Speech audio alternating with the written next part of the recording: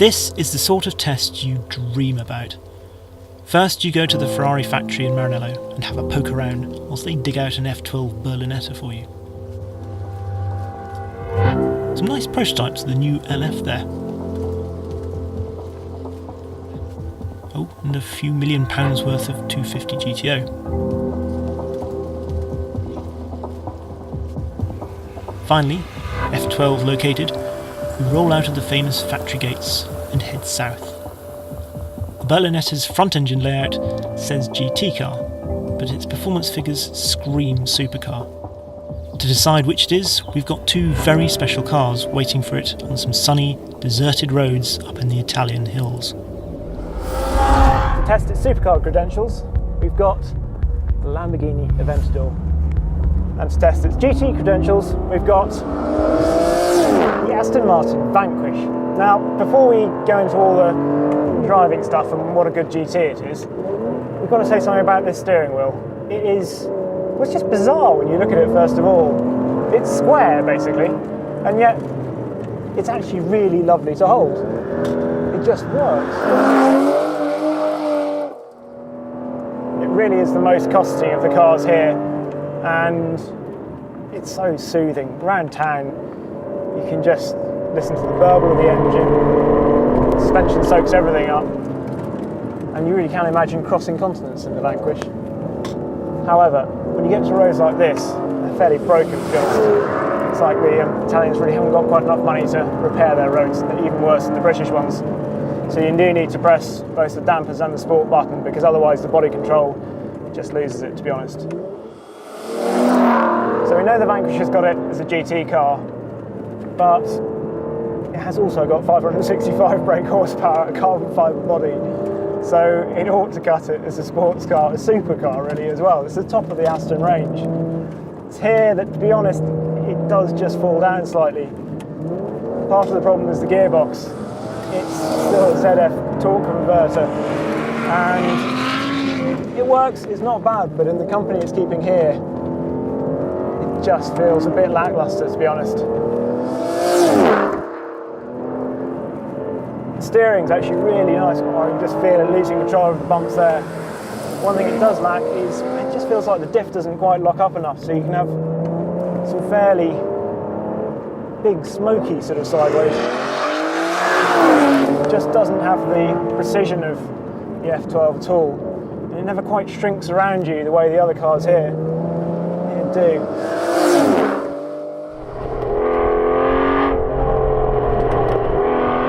Certainly sounds every bit as good as the other two cars here though. That V12 is absolutely epic.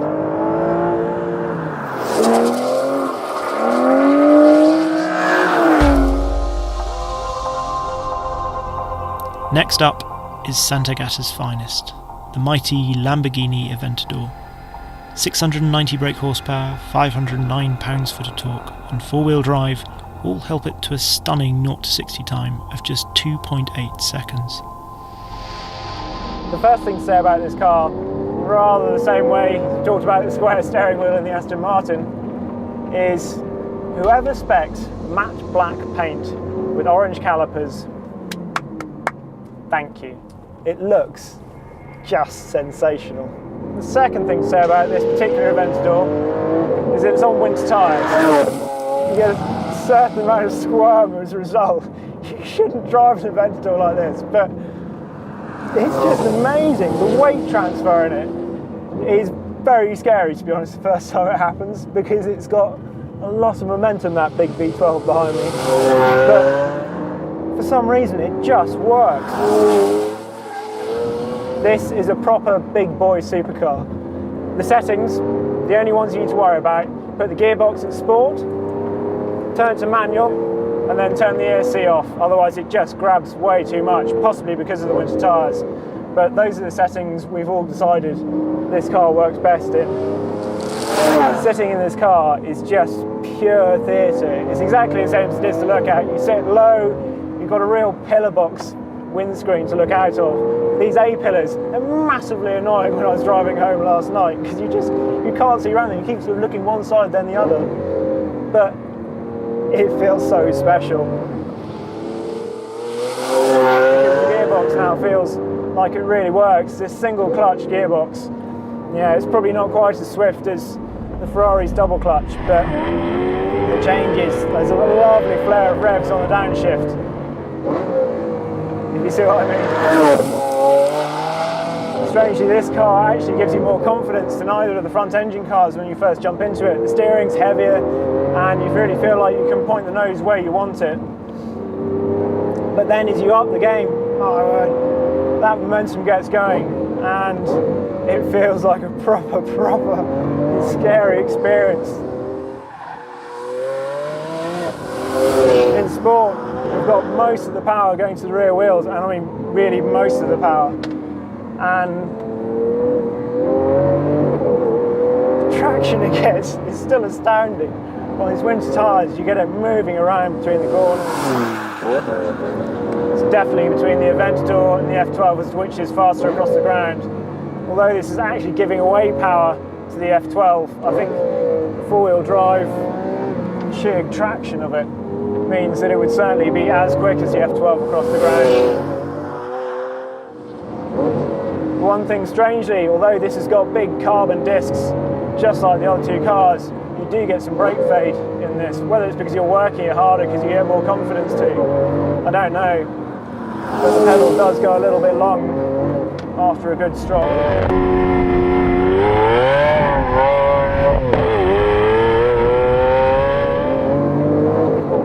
You just feel that momentum build through a corner, and it seems to hang on to it, which is quite intimidating, but it's so flipping exciting to drive this car. It's as exciting to drive as it is to look at, and I can't pay a much bigger compliment than that. All of which brings us to the Ferrari. Its 6.3 litre V12 is the most powerful engine here, and a 0 to 60 time at 3.1 seconds makes it the quickest road-going Ferrari ever built. It has undoubtedly the most tech of the group too, and the most sophisticated aerodynamics. And it also looks like the most compact car here. But how does it compare to the Aventador as a supercar proposition?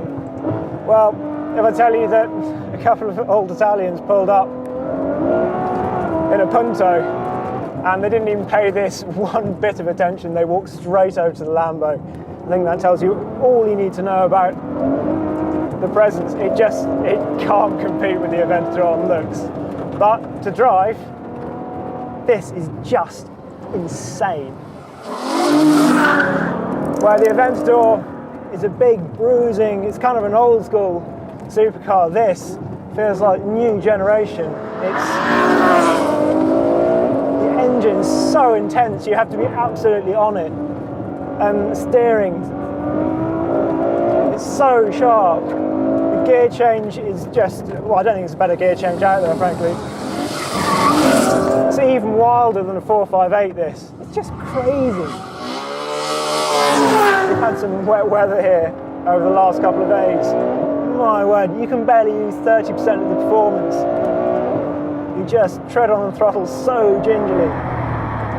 You need the hands of a surgeon and the feet of a ballet dancer, to be honest, to kind of keep this thing all pointing the way you want, which isn't always in a straight line, to be honest. In some ways it's quite hard to get into a rhythm with this car because it's so edgy and you just feel like you've had Red Bulls sort of intravenously piped into your veins. The Aventador probably flows slightly better, but this is just the biggest adrenaline hit out there. It's phenomenal. 730 brake horsepower, you're trying to put it through the rear wheels. So how does the F12 stack up as a GT car? Well, put in auto for a moment, sacrilege I know, and cruise along. It works. It's definitely not as impractical as the Aventador, but it never lets you forget that it's a sports car at heart, supercar at heart I suppose. The seats are definitely firmer than the Vanquish, and even on the motorway it still thumps across the expansion joints. You can put it in the bumpy road setting, as it says on here, with the dampers, and it does work. You know, it's perfectly comfortable, but it always feels slightly like it's straining at the leash. It's like one of those energetic dogs that never seems to run out of energy. As soon as you get up from the chair, it's, oh, we playing, let's go. So it would never really relax you across a long journey. But you could definitely do it, and you certainly fit a lot of luggage in. And when you got there, my word, you would have the most awesome time.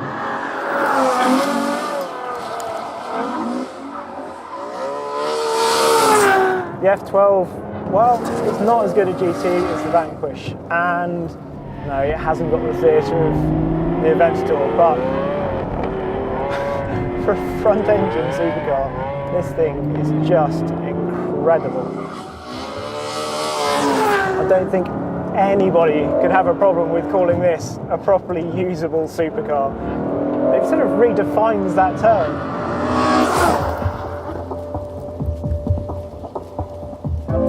It really was as magical a test as we had hoped and dreamed it would be.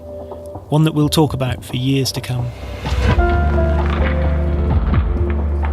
These are 3 astonishing, spine-tingling, occasionally flaming V12 supercars. They make you want to keep driving until the light or the road runs out.